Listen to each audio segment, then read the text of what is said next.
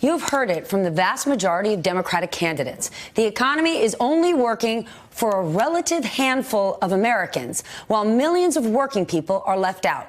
And if you remember, when President Trump was running, we heard the exact same message from him. But a new study shows a ton of those very same working people now believe they're going to be okay, even if the odds are against them. In fact, research from Harvard shows that a huge number of Southern Americans, including those in states with the highest poverty rates in the nation, tend to be the most confident when they are now asked if they think they can make the jump from the bottom of the economic ladder to the top.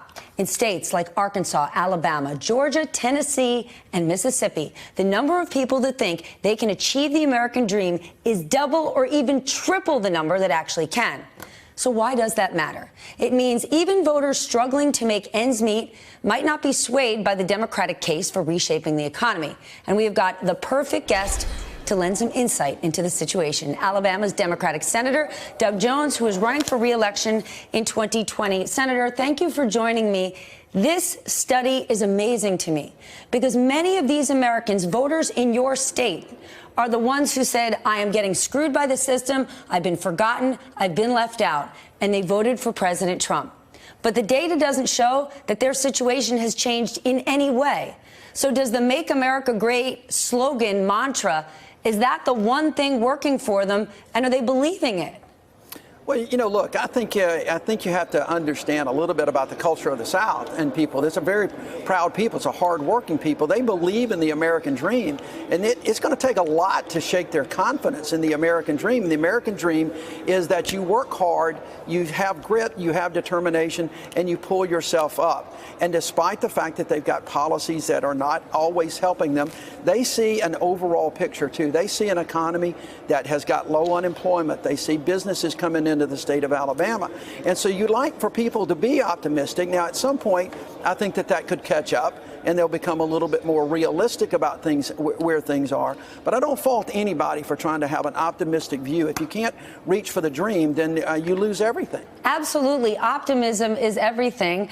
How do Democrats play this, those who are running for office? The president went to those voters and said, you're getting screwed by the system. I'm going to fix it for you. And they're giving him the time. Well, I think you have to look at this in a state-by-state and region-by-region basis.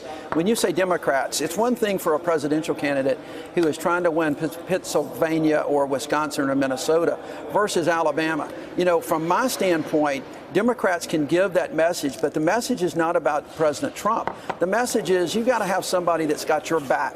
You know, we need to be one Alabama. We need to be for everyone. And you've got to have somebody there that is realistic. And we want you to grab hold of that American dream. And Democrats are going to be there to try to help you. It's a big difference when you talk about generic Democrats across the country as to what we deal with on a local basis. Remember what Tip O'Neill said, all politics is local, and that's how Democrats have to focus on this.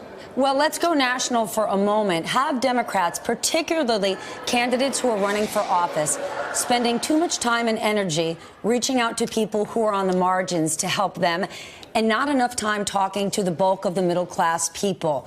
Not that they shouldn't, but when people of the state of Alabama watch the debates and they watch so much content talking about people at the southern border and health care there, does it affect them? Do they start to say, who's paying attention to me?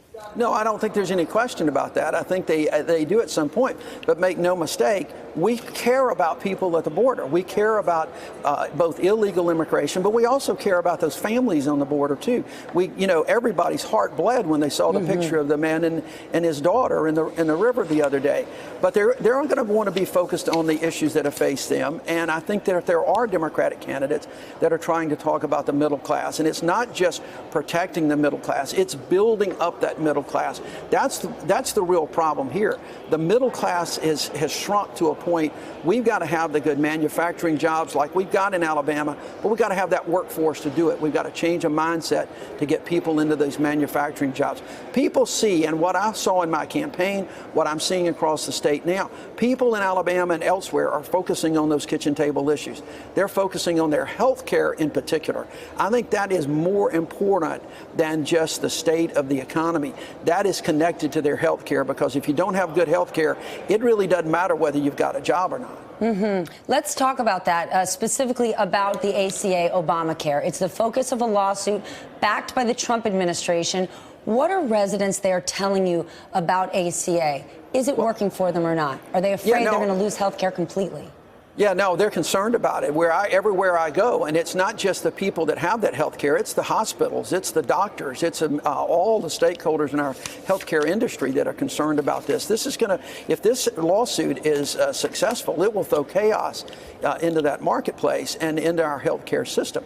We have almost 1 million people in Alabama with pre-existing conditions, people under the age of 65 with pre-existing conditions. They don't know what to expect.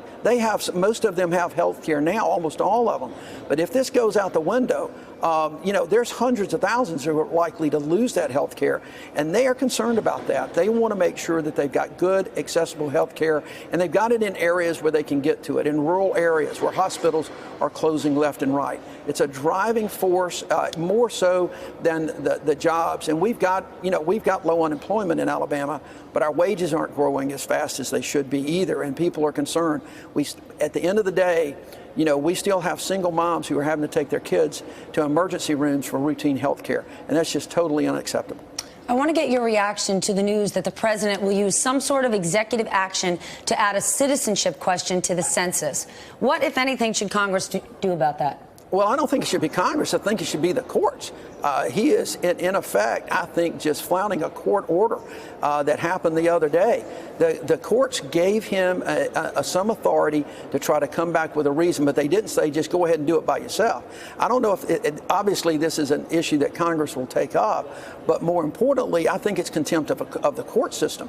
And it is a continuing pattern in this administration that, I'm just going to get what I want, and to hell with everybody else. It doesn't matter what Congress says. It doesn't matter what the courts say. Where I think that this needs to be addressed is in the court system, because they have addressed it first. There is an order out there. There's a decision out there, and he needs to abide by it. Hey there, I'm Chris Hayes from MSNBC. Thanks for watching MSNBC on YouTube. If you want to keep up to date with the videos we're putting out, you can click subscribe just below me, or click over on this list to see lots of other great videos.